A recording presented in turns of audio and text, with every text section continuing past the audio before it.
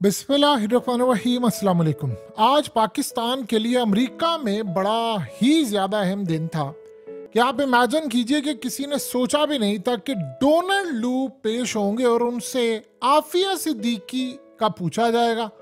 फिर उनसे पूछा जाएगा कि आपने पाकिस्तान में गवर्नमेंट गिराने में किरदार अदा किया, इलेक्शंस में आपकी मदाखलत, धांधली, ये सारी चीज़ें आप इमेजिन कर लें कि 2-2.5 साल के बाद डोनाल्ड लू मंजर आम पर आए। इन्होंने मीडिया से इंटरव्यू देने से इनकार कर दिया और जब वो इंटरव्यू और ये तमाम चीज़ों से पीछे हटे और अब वो कमेटी के सामने जब पेश हुए तो पीछे झूठा, लायर और इनके खिलाफ जो नारे लगे उस पर वो शदीद बरहम है। उसने कहा कि मुझे मारने की धमकियां दी जा रही हैं फैमिली समेत पिछले 2-2.5 सालों से जो मैं ज़िंदगी गुजारा हूँ, वो आपको अंदाज़ा नहीं।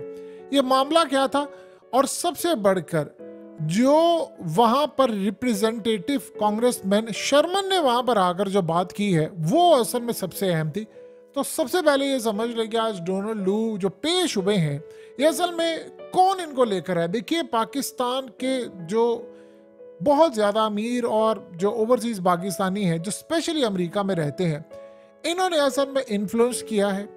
ये ट्रम्प तक गई इनकी फाइल और ट्रम्प को कहा कि देखिए जी ये सब कुछ हुआ है, पाकिस्तान में सारा कुछ हुआ है। अब तकरीबन सारी दुनिया को पता है कि जो नेक्स्ट इलेक्शन आने वाला है उसमें ट्रम्प का जीतना तकरीबन तय है। वो अलग बात है कि इस्टेब्लिशमेंट वहाँ 2 नंबरी करके हरा दे तो उसके बाद मामला अलग हो जाए। वो भी ट्रम्प ने ऑलरेडी कहा हुआ है कि अगर ऐसा हुआ तो खून खराबा होगा।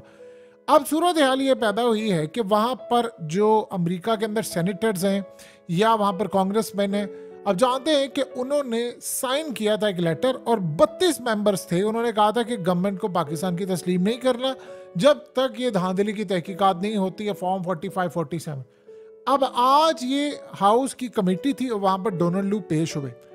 अब जब वो पेश होते हैं तो वहाँ पर उनसे पूछा जाता है कि बताएं आपने गवर्नमेंट गिराई है, आपने काम किया है, कोई ऐसी सूरत हाल सारा। उसने कहा थी मैंने नहीं किया, मैं तो कोई भी चीज़ इसमें शामिल नहीं था, ना मैं था ना अमेरिकन थे। जब वो ये बात करे तो असल में पीछे पाकिस्तानी बैठे हुए थे तो उन्होंने पीछे से नारे मारे कि लायर लायर, झूठा, और फिर कह दी 804 और न जाने क्या कुछ नारे मारे। तो उसने कहा वहाँ पर अमेरिकन को, यानी जो वहाँ पर, उसने कहा आप इनको चुप करवाएं।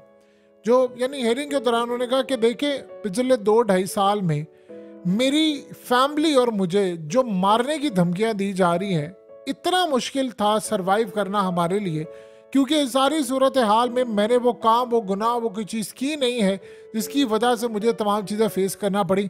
लिहाजा मैंने बहुत ज़्यादा मसाइल का सामना करना पड़ा। ये शायद भी तारीख में पहली मर्तबा है कि किसी भी अमेरिकन पर इस तरह इल्ज़ाम लगा और स्पेशली पाकिस्तान के हवाले से, और उसको पेश होना पड़ा हो, यानी कमेटी के सामने। उसमें जब उसे पूछा गया तो उसने कहा जी देखिए पाकिस्तान के कहीं ना कहीं इलेक्शंस ठीक हो गए हैं लेकिन चीज़ें बंद हुई हैं, जैसे इंटरनेट बंद हुआ और ये तमाम चीज़ें बंद हुई, इस पर बहुत सारे खदशात हैं। और वहाँ पर जो रिप्रेजेंटेटिव थे कांग्रेसमैन, उनमें से बहुत सारे लोगों ने ये कहा कि इसका ऑडिट होना चाहिए कि ये किस तरह, कौन जीता है, कैसे सूरत हाल हुई, कैसे बदला गया, सारे का सारा मामला ऊपर नीचे। अब ये सारी की सारी सूरत हाल अमेरिका में डिस्कस हो रही है और अब पाकिस्तान के हवाले से कह रहे हैं कि जब रिपोर्ट्स आ रही हैं सारी इंटरनेशनल सतह पर तो फिर आप बताएं। फिर उनसे पूछा गया, उन्होंने कहा जी मैंने तो कोई गवर्नमेंट नहीं गिराई, ना मेरा इसमें कोई हाथ है, ना हमने कोई ऐसा काम किया है, ये झूठा है इल्ज़ाम और सारा कुछ मेरे ऊपर झूठ लगा हुआ है। और मैंने उनके नाम ले लेकर कहा मैंने तो किसी बंदे की कोई गवर्नमेंट नहीं गिराई, ना मेरा इसमें कोई रोल है, ना किसी अमरीकी का रोल है। बहरहाल जब उनसे सवालात पूछे गए, देखिए जाहिर सी बात है उसने यही बात आकर करनी थी, लेकिन एक बड़ी अजीबोगरीब बात हुई कि रिप्रेजेंटेटिव जो थे वहाँ पर शर्मन, इन्होंने जो बात पूछी ये बड़े सख्त हैं और ये बड़ी एग्रेसिव इनकी पॉलिसी। इन्होंने पाकिस्तान के इन मामलात में बड़ा स्ट्रॉन्ग स्टैंस लिया है। हुआ ये है कि सबसे पहले उन्होंने बुलाया इनसे और पूछा डोनाल्ड लू से कि पाकिस्तान का तो अदालती निज़ाम आप जिसकी बात करते हैं कि जो फलाना उसने किसी बंदे को जेल में रखा है, किसी वजीर आजम को रखा है, फलाना रखा है, तो ये तो निज़ाम ही सारा पाकिस्तान का फेल है। उन्होंने कहा कि जिस इस पूरी सदी में 100 सालों में, उसने कहा जिस शख्स ने अमरीकियों के लिए अमेरिका से बढ़कर खिदमत की, शकील अफरीदी, 14 साल हो गए वो जेल में है और हम उसको निकाल नहीं पाए। उसने कहा कोई अमरीकी होता है तो CIA हमेशा ये काम करती है कि चाहे आसमान गिर पड़े, जमीन फट जाए, उसको निकाल कर लेकर आते हैं। और उसको निकाल कर लेकर आते हैं ताकि हम पैगाम दे सके जो CIA के लिए काम करेगा उसको फ़ायदा का।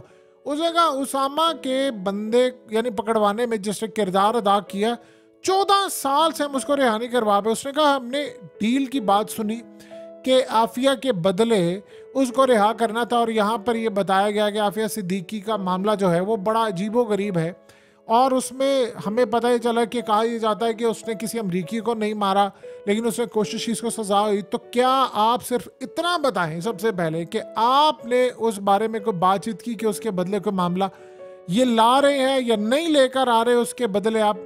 तो उसने कहा जी मैं आपको बताना चाहता। तो उसने कहा नहीं, आप सिर्फ आपके पास चंद सेकंड है, स्ट्रेट जवाब दे, यस और नो, लेकर आ रहे? उसने कहा जी ऐसी कोई बात नहीं है, यानी कोई हम लेकर नहीं आ रहे शकील अफरीदी को। असल में वो वहां पर बरहम हुआ बहुत ज्यादा, और उसने कहा कि तुम लोग ये जो काम कर रहे हो, हमारा बंदा जो CIA के लिए काम कर रहा है उसको निकाल कर लेकर आओ, वरना पाबंदी आयद करेंगे उन लोगों पर जिन्होंने उसको वहां पर अभी तक रखा हुआ है। यानी वो जाहिर सी बात है, उन्होंने रिप्रेजेंटेटिव ने पाकिस्तान की स्टेट के हवाले से बात की है। तो उसने कहा जी फिर पाबंदी आयद करने की बात। अब उसके बाद उसे पूछा गया कि अगर ये सूरत हाल है कि पाकिस्तान के जुडिशल सिस्टम की, तो फिर आप कैसे कह सकते हैं कि पाकिस्तान का जुडिशल सिस्टम ठीक है? फिर बार बार उनसे पूछा गया कि आप बताएं जो पाकिस्तान की सूरत हाल है। उन्होंने कहा जी बिल्कुल ऑडिट होना चाहिए, ये जो सारे का सारा मामला है इस पर ऑडिट होना चाहिए, ये मामला सामने रखिए। क्योंकि देखिए IMF से लेकर तमाम चीज़ें वहाँ पर डिस्कस हुई। डोनाल्ड लू के पास वहाँ पर कोई ख़ास जवाब नहीं था देने के लिए, सिवाय एक चीज़ से कि वो उनसे सवालात पूछ रहे थे और वो ना कर रहा था और यहाँ कर रहा था। उसके बाद जो प्रॉपर कोई जवाब नहीं, बल्कि वहाँ पर उसने कहा जी ये देखें जो मेरी लाइफ के ऊपर इस वक्त मसाइल पैदा हुए हैं ये आज से पहले कभी भी नहीं थे। उसने कहा कि हमने काम नहीं किया, लिहाजा उनको कहा गया कि अमरीकी सफ़ीर जाएं और जेल में जाकर उस बंदे से मुलाकात करें और बताएं क्या हुआ क्या नहीं हुआ। ये सारी चीज़ें कही गई और ये रिप्रेजेंटेटिव शर्मन की जानिब से कहा गया। लेकिन आप एक चीज़ बड़ी अजीबोगरीब देखेंगे कि उन्होंने एक बात पर जोर दिया है कि वो अब हर सूरत शकील अफरीदी को वहाँ से निकालना चाहते हैं। यानी शकील अफरीदी को निकालना उनके लिए किसी गवर्नमेंट को गिराना ना गिराना उससे भी ज्यादा अहम है। कि यहाँ पर आप सोच लेंगे, शर्मन ने कहा कि जिस बंदे ने 100 साल में अमेरिका के लिए किसी ने इतना नहीं किया जितना उसने किया, और आज हमने उसको जेल में रखा हुआ है। उसको क्या इसको यानी वो इंदिया दिया कि आप इसको लेकर आए, क्योंकि इसके बाद इस कमेटी का सारा जो मामला है ये अगले लेवल पर जाना। फिर वो अमेरिका के सफ़ीर से पूछा जाएगा, डोनाल्ड ब्लूम से पूछा जाएगा कि आप वहाँ पर क्या कर रहे हैं, आप क्या सूरत हाल है। तो करते करते सारे का सारा मामला उस जानिब जा रहा है। अब वहाँ पर IMF के हवाले से भी चीज़ें डिस्कस हुई। अब वहाँ पर बार बार जोर इस बात पर दिया गया कि आप ये ऑडिट करें। असल में ये सारे का सारा जो मामला था उसमें एक चीज़ सबसे अहम कही गई कि आप ऑडिट करवाएं, ये सारी सूरत हाल में तहकीकात करवाएं। असल में जो ओवरसीज़ पाकिस्तानी हैं उन्होंने लॉबिंग फर्म भी हायर की थी, उन्होंने बड़ी यानी इन्फ्लुएंस वहाँ पर इस्तेमाल किया, और करते करते ये इस हेयरिंग तक वो ले आए सारे का सारा मामला। अब असल में जो नेक्स्ट स्टेप है वो ये होने जा रहा है कि अमेरिका की जानिब से पाकिस्तान को ये बात कही जा रही है, यानी इसमें बहुत सारी बातें थी कि ऐसा नहीं हुआ, अमेरिका के ताल्लुकात पाकिस्तान के ताल्लुकात ये वो, लेकिन असल बात ये है कि अगला लेवल जो हो रहा है उसमें वो डिमांड की जा रही है कि आप यहाँ पर तहकीकात करें, ऑडिट करवाया जाए पाकिस्तान के अंदर जो सारे का सारा सिस्टम चल रहा है। और गालिबन आप देखेंगे कि अगले कुछ अरसे के अंदर ये मामला इस तरह होने वाला है कि इसका ऑडिट करवाया जाएगा, और ऑडिट का अमेरिका की जानिब से हुक्म दिया जाएगा कि फ़लाँ इदारे की सरबराही के अंदर फ़लाँ जगह से ऑडिट करवाएं, पता चले कि फॉर्म 45 का क्या मसला है, फॉर्म 47 का क्या मसला है। अब असल में ये जो मामला है ये अमेरिका के अंदर ओपन हो गया है और ये बड़ा दूर तक मामला जाना है। ये यहाँ पर वो रुकने नहीं वाले, जिन्होंने यहाँ तक खींच कर ये मामला लेकर आए हैं वो इसका फॉलोअप लेते रहेंगे और बार बार कहेंगे तहकीकात है, ये पूछना है, फलाना करना है, ऑडिट करवाएं, कहाँ पर आगे जाएगा, कहाँ पर ये सिलसिला है। देखिए जब पाकिस्तान के अंदर ये मामला चल रहा है, क्योंकि इसको इंटरनेशनल मीडिया ने इतना ज़्यादा कोट किया था, इस मामले को इतना ज़्यादा कोट किया था कि आज से पहले कभी भी ऐसा नहीं हुआ कि चीज़ें बदल गई, फॉर्म 45 और है, 47 और है, रिजल्ट ये वो। अब असल में जो अमेरिका के अंदर पहले तो हियरिंग स्टार्ट होगी, नेक्स्ट असल में जो उसका फॉलोअप है वो ये कोशिश की जा रही है कि एक ऑर्डर दिया जाए कि जो इंटरनेशनल इदारे हैं, चाहे वो उनमें पाकिस्तान में फाफिन और बहुत सारे हैं, उनको पाबंद किया जाए, या अमेरिका के अंदर जो इदारे या दूसरे तीसरे कि वो तमाम इनकी सरबराही के अंदर बैठकर एक ऑडिट कायम करें और तहकीकात करवाएं कि कहाँ पर क्या हुआ और फिर उसकी रिपोर्ट वो यहाँ पर पेश की जाएगी। असल में इसका सारे का सारा जो लिंक जुड़ता है वो जाकर जुड़ता है आईएमएफ के साथ, कि चूंकि आईएमएफ ने हर जगह पर जो पैसा देना होता है वो अमेरिका से ही आता है, ज़्यादातर जो पैसा वो अमेरिका से आता है।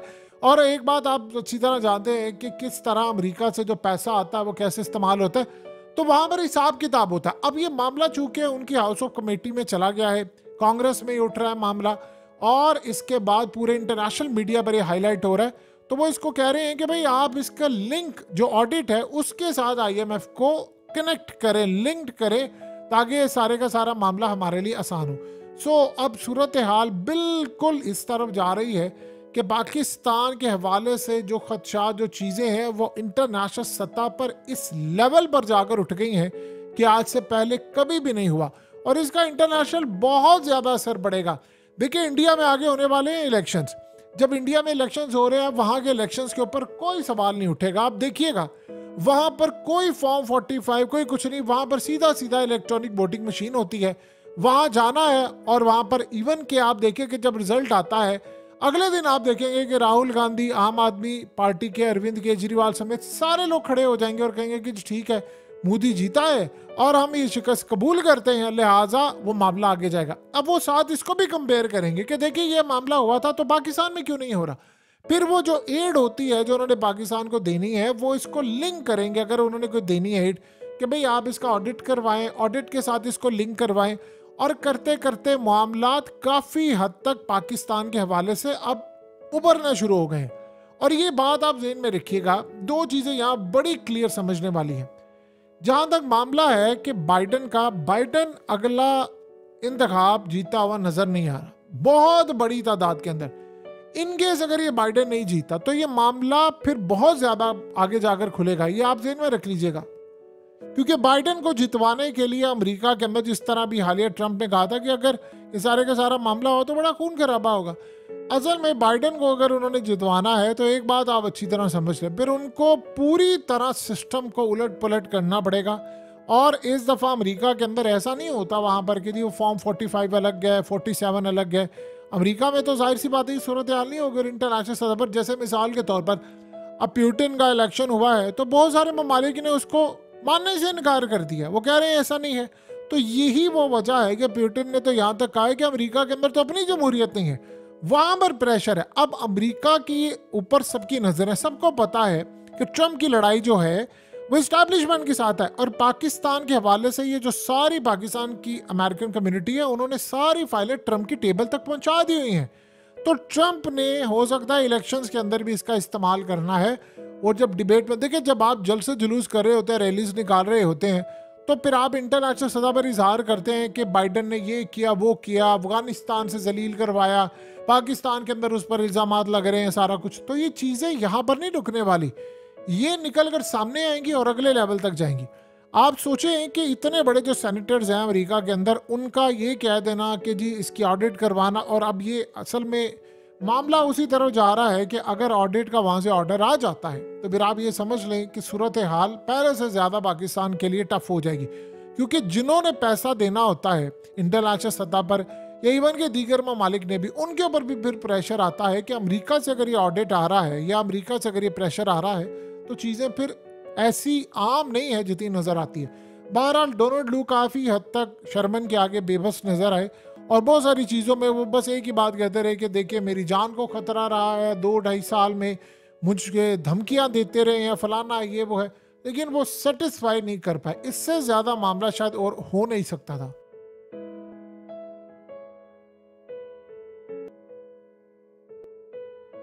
हकीकत टीवी को सब्सक्राइब करना मत भूलें, वीडियो को लाइक करें, शेयर करें और कमेंट सेक्शन में अपनी राय का इजहार ज़रूर करें।